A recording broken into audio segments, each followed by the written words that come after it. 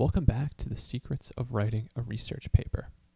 I'm Mr. Ewing, and I love nonfiction books. There's so much you can learn from nonfiction. In fact, you can find a book written about just about anything that interests you.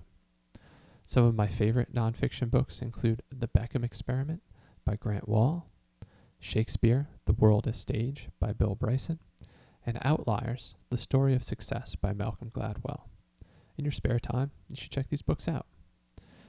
But in today's lesson, I'm going to share some of the secrets about how to find a book for your research project. One of my favorite quotes is, "Outside of a dog, a book is man's best friend. Inside of a dog, it's too dark to read." That comes from Groucho Marx, a famous American comedian of the early and mid 20th century. Now, he's got a point. A book is man's best friend, because I think a book is the most useful resource you will find when conducting your research. Why is that? Well, a book typically has hundreds of pages of information. It typically, in nonfiction cases, provides additional sources that you could explore in works cited, and there's typically an About the Author section to give you information about the author's expertise. So a lot of the work of checking the characteristics of reliability are done for you. And you've got tons of information there that you can take notes on. Now here's a pro tip. You don't have to read the whole book. Let me share that again. You don't have to read the whole book. You could just look at a section, a chapter, or even just a couple of pages. That's okay. You can take whatever information out of the book that you need. You don't have to read the whole thing. So I'll show you 3 ways you can locate a book in this lesson, starting with books at your school library. Now, I'll take you through the process that my students go through. Typically, we need to log in to our accounts. You type in a username and a password, and then we get access to a page that looks like this. And we can click on our library page. Our library is called the Edwin H. Land Library. It's actually named after the inventor of the Polaroid camera, Edwin H. Land. Now, when I get into this page for the library, I click on Databases and then the NFA Online Catalog. Your school probably has a similar process where you can access the library's catalog. Now, when I click that link, I get to library catalog.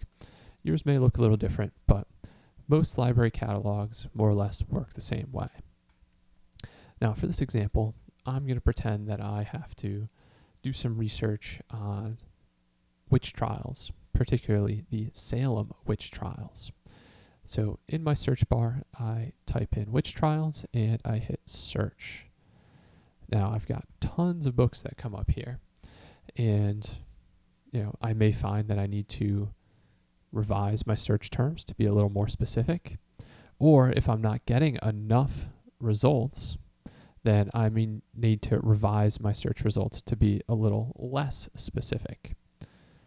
Try some different things. You don't have to get it right on your very first search. So when I found a book that looks interesting, all right, I can click on it. I can click on the title and it'll tell me more information about the book.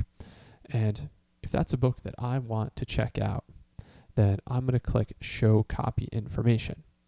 There may be a similar link in your library catalog that accomplishes the same task, and that is pulling up the call number. The call number is a way of locating the book in the library. Now, a call number is typically 3 digits, a decimal point, and then some numbers following that.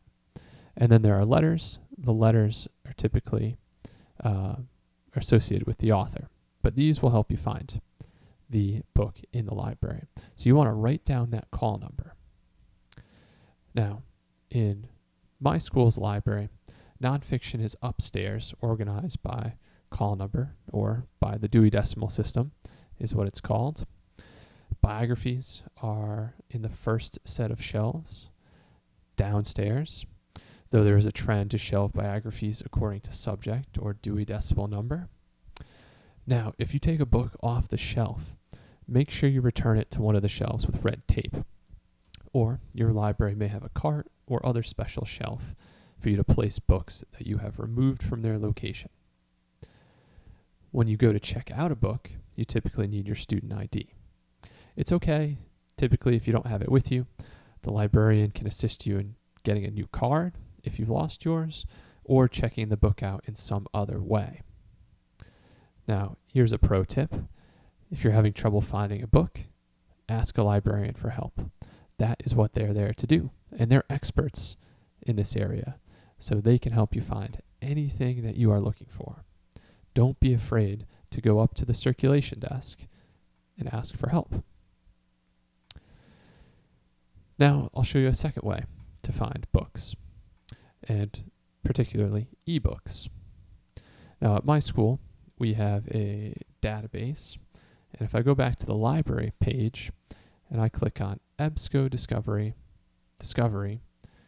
and then I type in my search terms, witch hunts, and again, you may need to ask a librarian for help because you may need to enter a username or password to access this database. Now I've pulled up a bunch of sources related to witch hunts.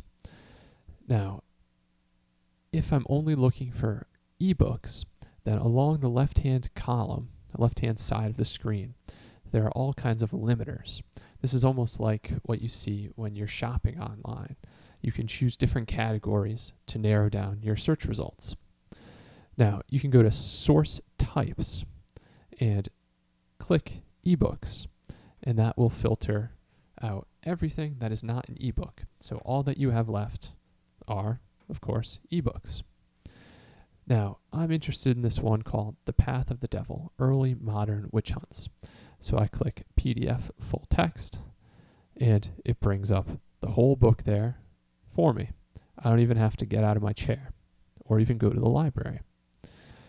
Now, there are a couple things you can do once you find a book or an ebook that you're interested in exploring further. You could print some of the pages. You don't have to physically print them. You can say print and then save those pages to your computer or other device. Or, and I think what is more useful, is the permalink. If you hit permalink, it'll pop up like you see on the screen with a permalink. Copy and paste that into a document or into your email, and you can access this ebook directly from that link. Now, the permalink is different from the URL at the top of your screen. If you copy and paste the URL, that won't necessarily bring you back to this location. But if you copy and paste the permalink, it will. Now, I'll give you a third way to find books for your research, and these books in particular are called very short introductions. A lot of libraries have access to these, either physically or digitally. So if I go back to my school's library page and I click on databases, towards the bottom, I see Oxford's Very Short Introductions Online. I'll click on that, and it'll bring me to this page. In the upper right-hand corner, I simply type Witch Trials in the search bar and hit enter. And it brings up all of these chapters from the Very Short Introductions books that are related to witch trials. So I just pulled the first one, and I find that there is a book, a very short introduction, focused specifically on witchcraft. And this book, or this chapter rather, is focused on justice and how witches have been persecuted throughout history. So this is going to be really valuable, I think, to my research about the Salem witch trials. So on this page, I can go up into the corner and do the same things I did for the ebook. I can print it out, I can save it, get a permalink, or even email that permalink to myself from this page. All right. So what actions can you take now? You can identify books that relate to your topic and write down the call numbers. So when you can go to the library, you can find those books.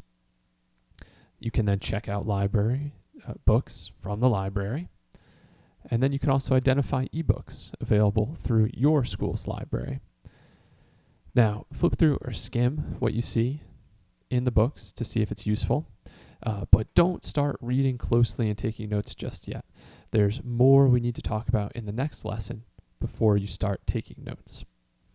But as always, consult your assignment schedule or check with your teacher to determine exactly what is expected of you next.